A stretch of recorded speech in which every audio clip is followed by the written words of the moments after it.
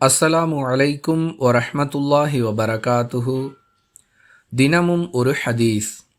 தொழுகையில் திரும்பி பார்ப்பது பற்றி நான் ரசூலுல்லாஹி ஸல்லல்லாஹு அலைஹி வஸல்லம் அவர்களிடம் கேட்டேன். திரும்பி பார்ப்பதன் மூலம் ஓர் அடியானுடைய தொழுகையை ஷைத்தான் பறித்து விடுகிறான் என்று அல்லாஹுவின் தூதர் ஸல்லல்லாஹு அலைஹி வஸல்லம் அவர்கள் பதிலளித்ததாக ஆயிஷா ரதியல்லாஹு அன்ஹா அவர்கள் அறிவிக்கிறார்கள். நூல் புகாரி, ஹதீஸ் எண் 751.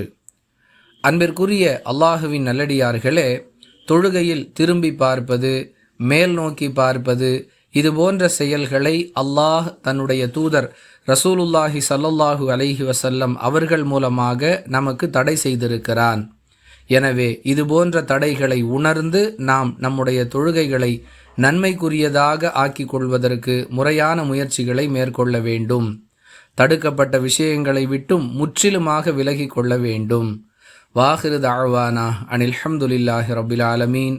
அஸ்ஸலாமு அலைக்கும் வரஹ்மத்துல்லாஹி வபரகாத்துஹு.